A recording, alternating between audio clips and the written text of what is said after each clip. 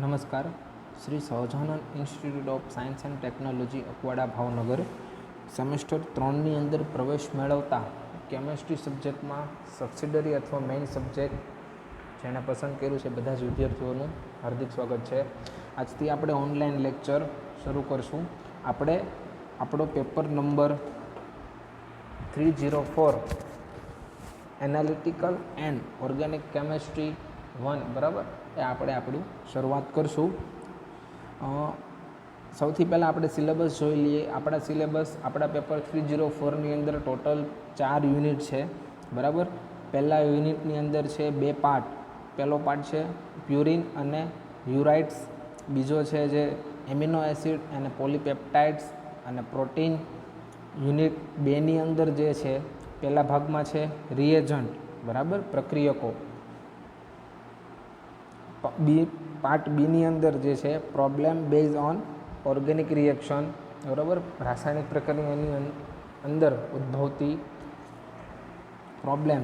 પછીનો ત્રીજો પાર્ટ જે છે role of organic reagent in quantitative analysis બરાબર.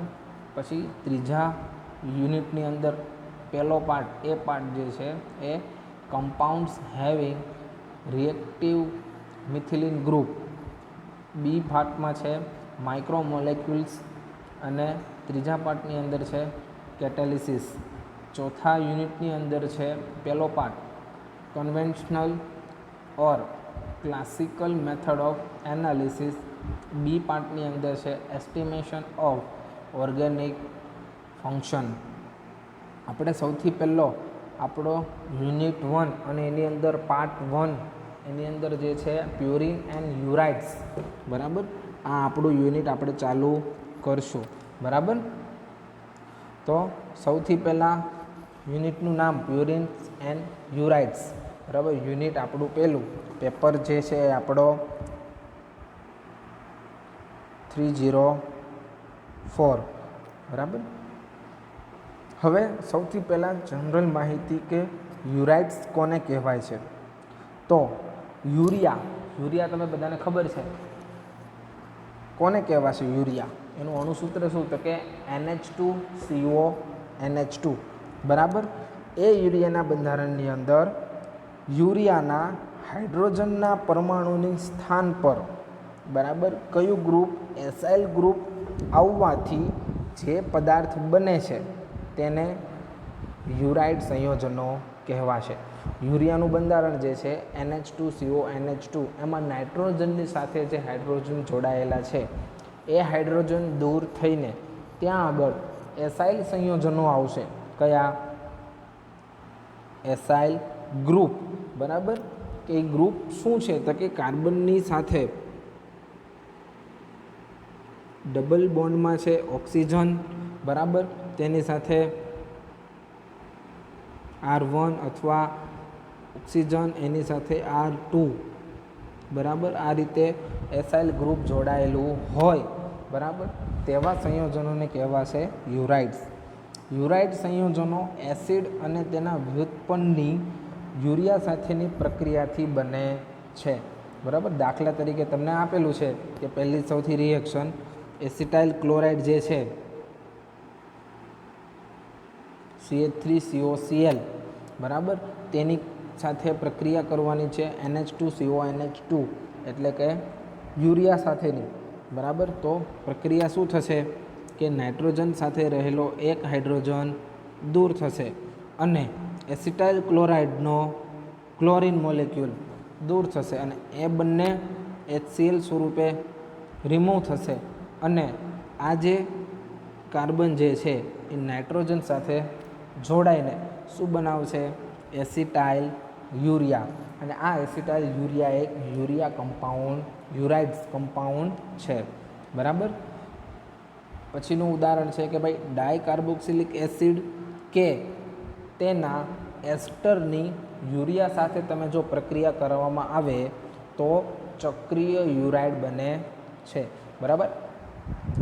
ઉદાહરણ આપેલું છે કે ઓક્ઝેલિક એસિડ અને યુરિયા સાથેની પ્રક્રિયા બરાબર.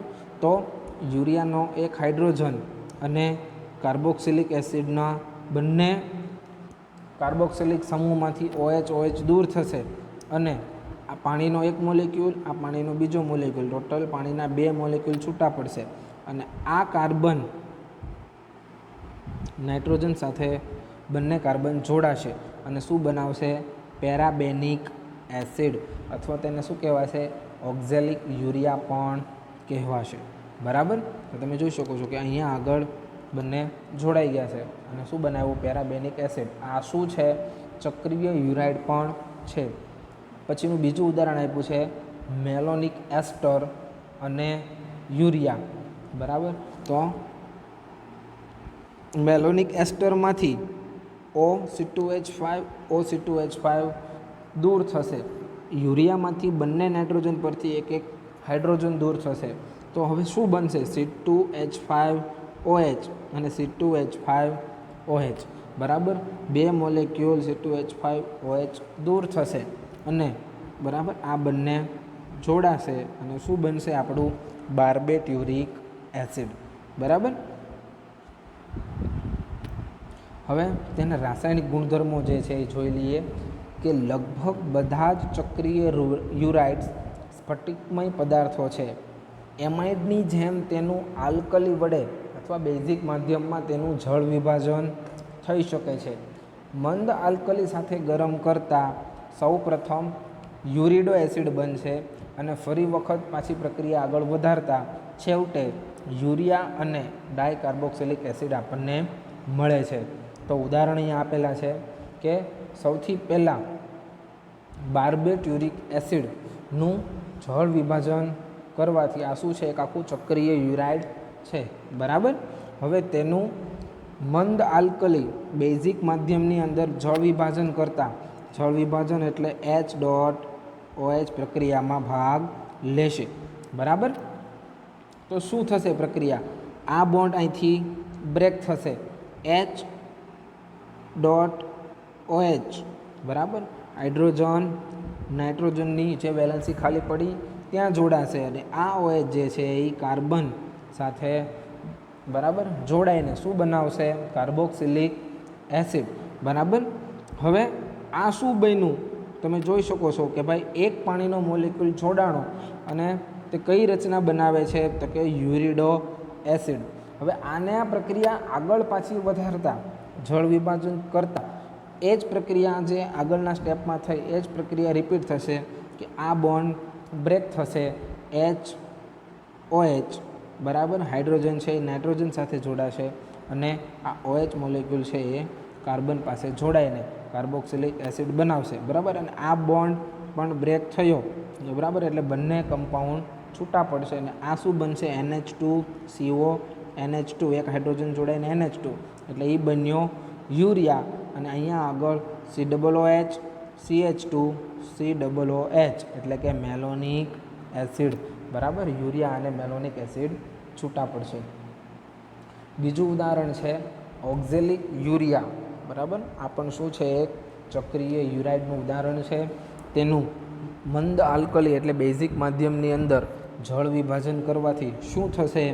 કે ભાઈ H.OH બરાબર આ બોન્ડ બ્રેક થશે. બરાબર? COO એની પાસે શું આવશે? OH અને નાઇટ્રોજન સાથે શું જોડાશે? હાઇડ્રોજન. બરાબર? તમે જોઈ શકો છો અહીંયા. બરાબર? અહીંયા આગળ બન્યો કાર્બોક્સિલિક એસિડ સમૂહ અને અહીંયા આગળ NH2. ફર્ધર પાછું જળ વિભાજન કરતાં આગળના સ્ટેપની જેમ જ પ્રક્રિયા આગળ વધશે. અહીંયા આગળ OH જોડાશે અને અહીંયા આગળ હાઇડ્રોજન એટલે શું બન્યું? ઓક્ઝેલિક એસિડ અને યુરિયા. અને સૌપ્રથમ આપણે લાક્ષણિકતામાં જોયું તો એમ કે પહેલાં સ્ટેપમાં શું બનશે? યુરિડો એસિડ અને પછીના સ્ટેપમાં કાર્બોક્સિલિક એસિડ અને યુરિયા બંને છૂટું પડશે. હવે નોંધ શું છે? તો કે ચક્રીય યુરાઇડોનું ઇનોલાઇઝેશન થવાથી તેઓ નિર્બળ એસિડિક ગુણધર્મ ધરાવે છે. આ વર્ગના ઘણા પદાર્થો અગત્યના ઔષધ તરીકે પણ ઉપયોગમાં આવે છે. હવે તમે એક બાર્બેટ્યુરિક એસિડ જે છે, યુરાઇડ જે છે, બરાબર, એનું કીટોઇનોલ ચલ રૂપકતા તમે જોઈ શકો છો અહીંયા કે અહીંયા કીટો સ્વરૂપ છે. બરાબર છે, અને અહીંયા હાઇડ્રોજન છે. હવે ઇનોલ સ્વરૂપમાં ફેરવવા માટે શું થશે કે આ હાઇડ્રોજન કાર્બન પાસે આવશે, બરાબર. તો અહીંયા આગળ ડબલ બોન્ડની નાઇટ્રોજન પાસે એક વેલેન્સી ખાલી પડશે, બરાબર. અહીંયા આગળ કાર્બન ડબલ બોન્ડ સાથે ઓક્સિજનમાં છે, બરાબર. હવે એક બોન્ડ બ્રેક થઈને ત્યાં આગળ હાઇડ્રોજન આવશે, બરાબર, સિંગલ બોન્ડમાં OH, બરાબર, સી સિંગલ બોન્ડમાં OH. હવે જે અહીંયા જે બોન્ડ જે હતો, બરાબર, એ ટ્રાન્સફર ક્યાં થશે? નાઇટ્રોજનની સાથે, અને સી ડબલ બોન્ડ N, બરાબર. અહીં તમે જુઓ છો એ રીતે કીટો ઇનોલ ચલરૂપકતા, બરાબર. એવી જ રીતે ક્યાં થશે? અહીંયા પણ થશે અને અહીંયા પણ થશે, બરાબર. આ થયું બાર્બિટ્યુરિક એસિડની કીટો અને ઇનોલ રૂપની ચલરૂપકતા.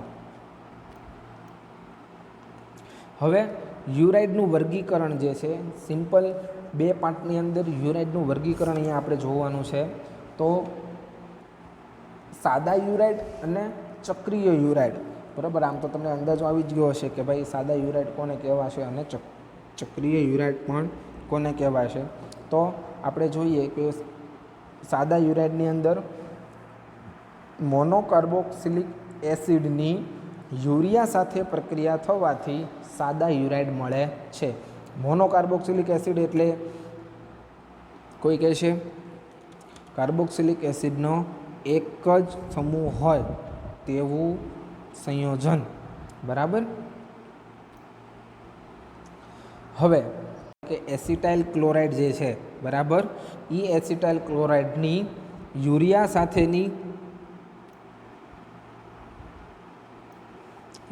સાથેની પ્રક્રિયાથી શું થશે કે ભાઈ આ નાઇટ્રોજન પાસેથી એક હાઇડ્રોજન અને એસિટાઇલ ક્લોરાઇડ પાસેથી એક ક્લોરિન, બરાબર, દૂર થશે, અને આ જે કાર્બન છે એ નાઇટ્રોજન સાથે જોડાઈને શું બનાવશે? Acetyl urea, CH3CO NH2CO NH2, બરાબર. સોરી, હાઇડ્રોજન દૂર થયો એટલા માટે એક હાઇડ્રોજન ઓછો, CH3CO NHCO NH2, એનું નામ થશે એસિટાઇલ યુરિયા. બીજું ઉદાહરણ છે એસિટાઇલ યુરિયાનું ફર્ધર પ્રક્રિયા આગળ વધારી છે. તો પાછો જે બીજા નંબરનો નાઇટ્રોજન આ જોયો તો તમે, બરાબર, તેની પાસેથી એક હાઇડ્રોજન દૂર થશે, બરાબર. એસિટાઇલ ક્લોરાઇડનો ક્લોરિન, બરાબર, શું બનાવશે? HCl. અને બીજો મોલેક્યુલ ક્યાં જોડાશે? તો કે CH3CO NHCO, એક હાઇડ્રોજન દૂર થયો એટલે કે NH, અને પાછો CH3CO, અને જેનું નામ થશે ડાયએસિટાઇલ યુરાઇડ, બરાબર. હવે બીજું એનું ક્લાસિફિકેશન છે, પાર્ટ બીજો, કે ચક્રીય યુરાઇડ. તો કે ફોસ્ફોરિક ક્લોરાઇડની હાજરીમાં ડાયકાર્બોક્સિલિક એસિડની યુરિયા સાથેની પ્રક્રિયાથી ચક્રીય યુરાઇડ મળે છે, જે 2 વિભાગમાં વર્ગીકૃત થાય છે. હવે 5 સભ્યોવાળા અને 6 સભ્યોવાળા યુરાઇડ, બરાબર, બે ભાગમાં વર્ગીકૃત. એટલે કઈ રીતે? તો કે 5 સભ્યો હોય તેવો યુરાઇડ અને 6 સભ્યો હોય તેવો યુરાઇડ. હવે ઉદાહરણ તમને આપેલું છે કે 5 સભ્યોવાળા ચક્રીય યુરાઇડો કયા? તો કે દાખલા તરીકે પેરાબેનિક એસિડ, બરાબર, ઓક્ઝેલિક એસિડની યુરિયા સાથેની પ્રક્રિયા કરતા, બરાબર, બંને પાસેથી એક એક હાઇડ્રોજન દૂર થશે, અને ઓક્ઝેલિક એસિડમાં બંને કાર્બોક્સિલિક સમૂહમાંથી OH દૂર થશે, અને પાણીના 2 મોલેક્યુલ છૂટા પડશે, અને આ બંને જોડાઈને શું બનાવશે? પેરાબેનિક એસિડ, બરાબર. હવે 6 સભ્યોવાળા છે, તો એમાં એનું ઉદાહરણ છે બાર્બિટ્યુરિક એસિડ. હવે અહીંયા આગળ આપણે 2 સભ્યોવાળો કાર્બોક્સિલિક સમૂહ લીધો હતો, એસિડનો સમૂહ. અહીંયા આગળ 3 સભ્યો હોય તેવો આપણે એસિડ લીધો છે, અથવા એસ્ટર લીધો છે. તો એનું નામ છે મેલોનિક એસ્ટર, બરાબર. આની જગ્યાએ તમે કોઈ એસિડ પણ, કાર્બોક્સિલિક એસિડ પણ લઈ શકો છો. હવે શું થશે કે આ બોન્ડ અહીંથી બ્રેક થશે, બરાબર. એસ્ટરમાંથી OC2H5 છૂટું પડશે. યુરિયામાંથી એક હાઇડ્રોજન, બીજા નાઇટ્રોજન પાસેથી એક હાઇડ્રોજન, અને શું બનાવશે? C2H5OH, અને એવી જ રીતે અહીંયા પણ C2H5OH એટલે ટોટલ કેટલા મોલેક્યુલ? 2 મોલેક્યુલ છૂટા પડશે. અને આ કાર્બન આ નાઇટ્રોજન સાથે અને આ કાર્બન આ નાઇટ્રોજન સાથે જોડાઈને શું બનાવશે? 6 સભ્યોવાળું 1 2 3 4 5 અને 6 સભ્યોવાળો યુરાઇડ એટલે બાર્બટ યુરિક એસિડ. બરાબર. તો આજે ખાલી થયું જનરલ માહિતી કે ભાઈ યુરાઇડ્સ કોને કહેવા છે, યુરાઇડનું વર્ગીકરણ, યુરાઇડનું જળ વિભાજનમાંથી શું બનશે તો કે કાર્બોક્સિલિક એસિડ અને યુરિયા. બરાબર. આ આપણે પ્રાથમિક માહિતી આજે બધી મેળવી.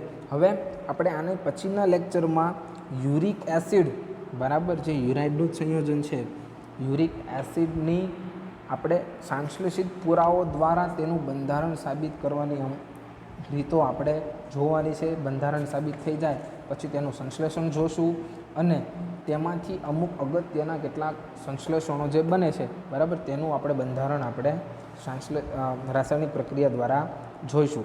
હવે આ ટોપિકની અંદર જે કોઈ પણને કાંઈ પ્રોબ્લેમ હોય, બરાબર, અથવા કોઈ પણને ક્વેરી હોય તો તમે ચોક્કસ પૂછી શકો છો. અસ્તુ.